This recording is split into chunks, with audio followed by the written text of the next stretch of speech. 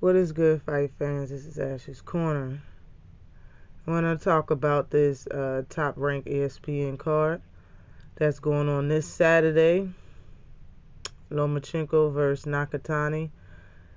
This is going to be a pretty good fight, in my opinion. I think Nakatani is not an easy out, and even though he does get dropped, he hits the canvas every now and then. Lomachenko has hit the canvas about 3 times in his career at least, probably more.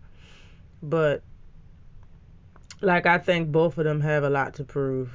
Nakatani, knowing that he's fighting Lomachenko, knows what this would do for his career. Even though Lomachenko's coming off of a loss, people still respect him a lot. The people that matter, meaning old media, and I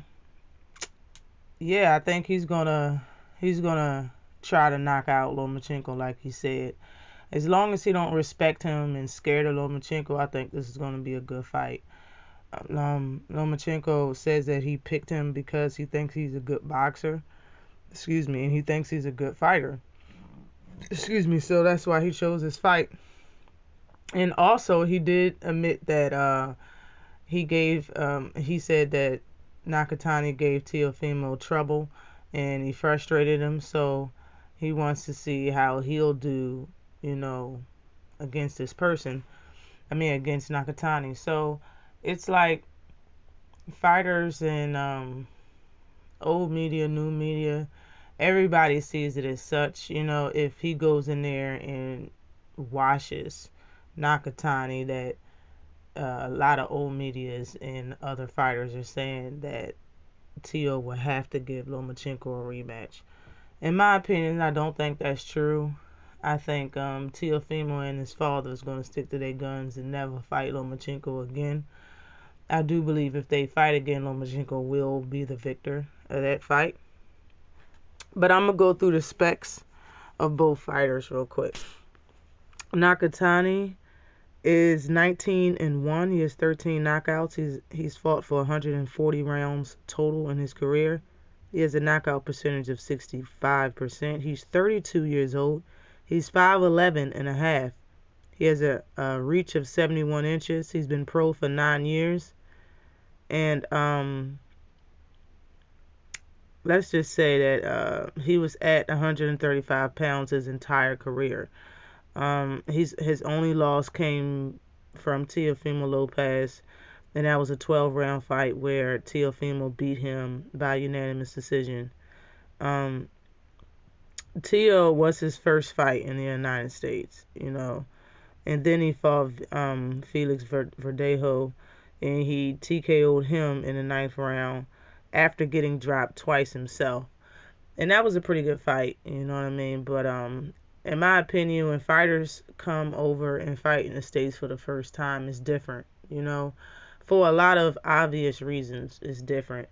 And for the most part, if you're fighting a skilled fighter, for the most part, 9 times out of 10, that person that's coming to the States fighting a skilled fighter loses. And but it was a good fight, and he was frustrating Teofimo Lopez. But on to Lomachenko. Vasily Lomachenko is 14-2. He has 10 knockouts. He's fought for 143 rounds total in his career. His knockout percentage is 62.5%. He's been pro for 7 years. He's 33 years old, 5'7", with a 65.5-inch reach. He is a southpaw, and he started out at 126 pounds. He lost a 12-round split decision in his second fight. And his second pro fight, that he honestly would have won that fight if the fight wasn't 12 rounds in his second professional fight. So I don't feel sorry for him. It is what it is. They know exactly what they were doing by putting him in there versus an old vet, Orlando Salido, which was 41. He had 41 wins, 12 losses, and 2 draws, and you put Lomachenko in there with 12 rounds. So it is what it is for his second fight. He fought Orlando Salido, okay, for his second fight and lost, and that was for the WBO featherweight title. Okay. Now you see how Top Rank do. Okay, look, check this out. His very next fight was versus game 24-0 Gary Russell for the same WBO belt because Salido was 2 pounds overweight and he didn't, even though he beat Lomachenko, he did not get that belt. So his very next fight was against Gary for that belt, which he beat Gary in a 12-round decision. And then Lomachenko moved up 4 fights after beating Gary Russell to 130 pounds. He fought for the WBO title there. He fought 4 more fights at 130, then he moved up to 135. And immediately again, you guessed it, he fought for another WBO title versus Linares. And then, it was Tio. After he beat Linares at 135, he fought 4 fights. His fourth fight after that was Teofimo Lopez, which he lost. Okay? Now Lomachenko wants to fight Nakatani. Now, in my opinion, man, like this Lomachenko is a WBO fighter. It's straight up Top Rank, nothing else. Like, in my opinion, like, you know how I feel about Top Rank and them being their own squad. They own everything. But to talk about this fight, man, like, I see what Lomachenko's trying to do. I applaud him. I'm glad that he's fighting somebody that's, what is it? He's fighting a very tall fighter. He's 4.5 inches taller than Lomachenko. Just like Tank's fighting Barrios. Barrios is 4.5 inches taller than Tank.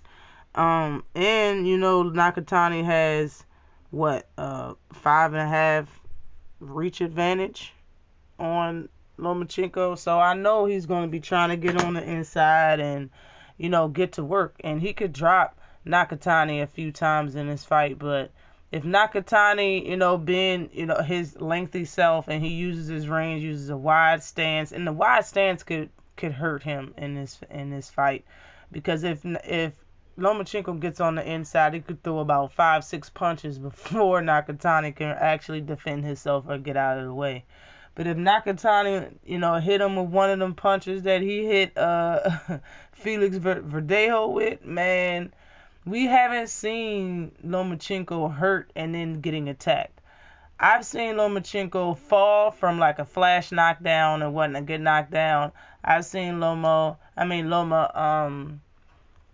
get hurt versus Luke Campbell, but Luke Campbell just looked at him after he was hurt like nothing really happened. If he get hit by one of them hard shots by Nakatani, he will do the stinky leg. And Nakatani said that his key to victory will be to pressure him, and not only to look for a counter, but to pressure him. And I think that's a good idea. I really do.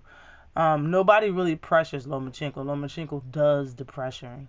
So this would be a very interesting fight.